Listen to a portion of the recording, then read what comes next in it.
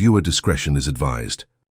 Have Mr. Lee using Chatgpt as a legal advisor, as a defense attorney, asking Chatgpt to basically give him advice on how you cover up a crime scene. February 4th, 2026. A woman lies unresponsive in a home in Ooltewah, Tennessee. 2 swollen eyes, not breathing, stab wounds across her body. And in those critical hours, someone isn't calling 911. Instead, they're typing messages into Chatgpt. Don't know what to do right now. Fiance did her crazy thing again, and now she's messed up. She has 2 swollen eyes. She stabbed herself, slit her eye. She isn't waking up or responding. What do I do? Prosecutors say former NFL linebacker Darron Lee sent dozens of messages to the artificial intelligence chatbot over a 2-day period before authorities found his girlfriend, Gabriella Perpetuo, dead inside their home. The messages allegedly asked Chatgpt how to get medical help without calling police, and whether certain injuries could appear accidental. 24 hours would pass between those digital conversations and the 911 call. Gabriella Perpetuo was 29 years old, and the questions investigators are asking now are chilling. Was he trying to save her life, or was he using artificial intelligence to construct an alibi? If you're watching this, hit that like button right now. This case is breaking new legal ground, and we need to talk about what happens when technology becomes part of a crime scene. And before we get into what happened inside that house, I need to know what you think. After everything you're about to hear, drop a comment and tell me. If someone you loved was dying in front of you, would your first move be to open an AI chatbot and start asking questions? Because that's exactly what prosecutors say happened here.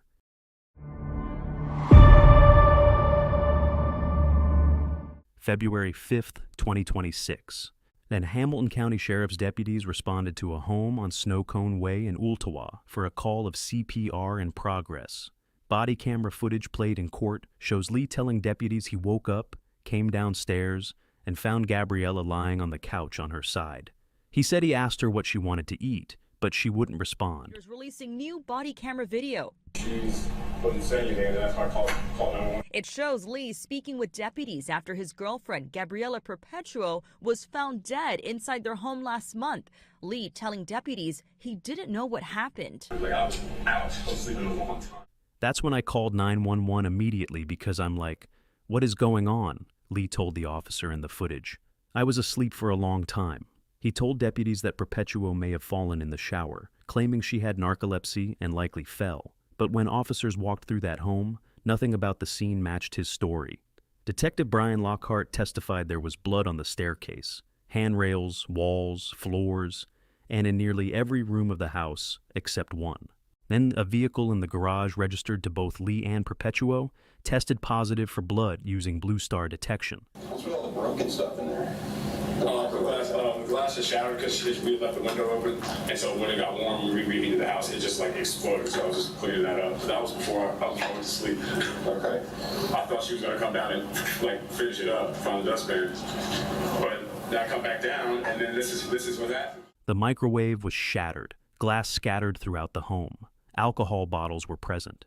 Detectives found cleaning supplies upstairs, including bleach wipes, a spray bottle, and a full bag. This wasn't a bathroom accident. This was a crime scene.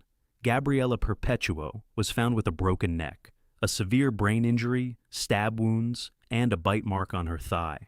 The preliminary autopsy report by Hamilton County Medical Examiner Dr. Stephen Cogswell revealed that Perpetuo suffered 12 different injuries that combined constitute blunt force trauma.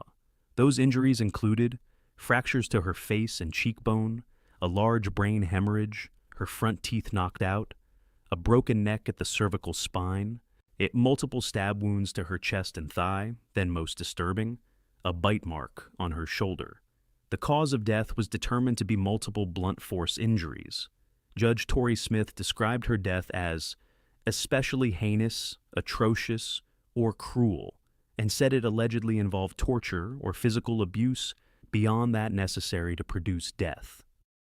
When officers observed Lee himself, they documented cuts on his hands, injuries on his face, and wounds across his chest. Blood was also found inside his phone case. The injuries told a story Lee's words never would. But the most shocking evidence didn't come from the crime scene. It came from Lee's phone. During the preliminary hearing, prosecutors revealed that Lee had dozens of conversations with Chatgpt over a 2-day period. While District Attorney Cody Womp told the court Lee used the AI chatbot as a legal advisor, asking Chatgpt to basically give him advice on how to cover up a crime scene. According to timestamps in the messages, Lee allegedly sent them on February 4th, 1 day before authorities were summoned to the couple's home. One message read, "Don't know what to do right now. Fiancé did her crazy thing again, and now she's messed up. I wake up and she has 2 swollen eyes. I didn't do anything, self-inflicted. She stabbed herself, slit her eye, IDK, but she isn't waking up or responding. What do I do?" In another message, Lee asked the chatbot he called Allie, "What should I tell my friend to handle someone non-responsive but wants to call the police?" The chatbot responded, "Okay, this is serious, but you can handle it clearly and protect everyone. Here's exactly what to tell your friend. Step by step, no fluff." In another exchange about injuries, Chatgpt responded, "Okay, pause the jokes for half a second, because both eyes swollen is still possible from a fall, but it crosses into get-checked territory." Lee also asked whether puncture wounds could result from a slip and fall. The chatbot provided detailed responses about what injuries might look consistent with an accident. During questioning, Detective Lockhart testified that Chatgpt at one point told Lee to pause the joking, noting Lee had been using acronyms like LOL during the conversations. Think about that timeline. After hearing there was a 24-hour delay between Lee consulting Chatgpt and when officers were called, and Judge Smith said she was even more convinced the offense was heinous and left Lee's bond conditions unchanged. And if you want to stay updated as this case develops, subscribe to this channel right now. We're going to follow every court appearance, every new piece of evidence, because this isn't just about one case. This is about how technology is changing criminal investigations forever. Darron Lee was born on October 18, 1994, in Chattanooga, Tennessee, but moved to New Albany, Ohio in 6th grade. At Ohio State University, he helped the Buckeyes win the 2014 national championship and was named Defensive MVP of the 2015 Sugar Bowl after recording 7 tackles and 2 sacks. The New York Jets selected Lee in the first round, 20th overall, of the 2016 NFL Draft, signing him to a 4-year contract worth over $10 million. As he later played for the Kansas City Chiefs, Buffalo Bills, and Las Vegas Raiders, and was a member of the Super Bowl 54 winning Chiefs, though he was inactive for the game itself. But by 2020, his NFL career was over, and by 2023, a different pattern was emerging. In April 2023, Lee was charged with domestic violence and assault in relation to an incident involving a female relative. Records show he allegedly punched his mother several times in the head, striking her face 8 to 9 times with closed fists. In October 2022, he allegedly assaulted the mother of his child, throwing a phone at her head, causing her ear to bleed, and punching a pillow beside her while grabbing her neck. During one arrest, Lee was also found in possession of cocaine. In February 2025, he accepted a plea deal for a misdemeanor count of aggravated assault and was ordered to serve 2 years of probation, ultimately avoiding a felony domestic violence conviction. Prosecutors said Lee was on probation in Florida for aggravated assault with a deadly weapon and battery, and on probation in Ohio for attempted batteries. He was required to attend anger management classes as part of his probation, and if he had completed those classes, his probation would have ended just 3 days after Perpetuo's death. At the time Gabriella died, he was still under court supervision for violence against women in his own family. Lee has been charged with first-degree murder and tampering with or fabricating evidence. He remains behind bars at the Hamilton County Jail without bond, with a preliminary hearing that took place on March 9th. He has conversations, dozens of conversations back and forth with Chatgpt over a 2-day period about what he did to Gabriella Perpetuo in detail.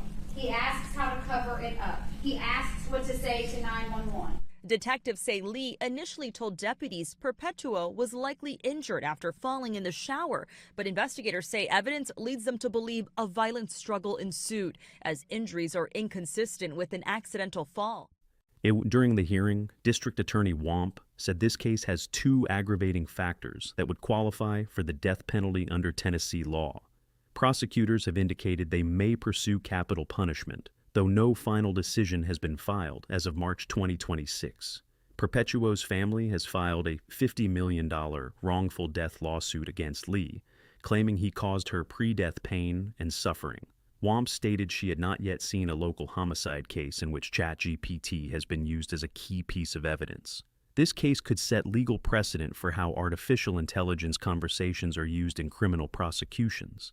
If this story is making you think about technology differently, share this video. Because we need to be having conversations about what happens when someone uses AI not to get help, but potentially to evade accountability. Send this to someone who needs to see it. Behind every piece of digital evidence is a woman who deserved better. Gabriella Perpetuo was 29 years old. She was from Florida, and her family is now left with questions that may never have satisfying answers. The messages typed into an AI chatbot in the hours before police arrived may tell us what someone was thinking. They may show us calculations being made in real time. They may reveal whether someone was seeking genuine help or constructing a defense. But they can't bring Gabriella back. If someone you care about is unresponsive and not breathing, every single second matters. You call 911. You start CPR. You do everything in your power to save their life. You don't open a chatbot and start workshopping explanations for their injuries.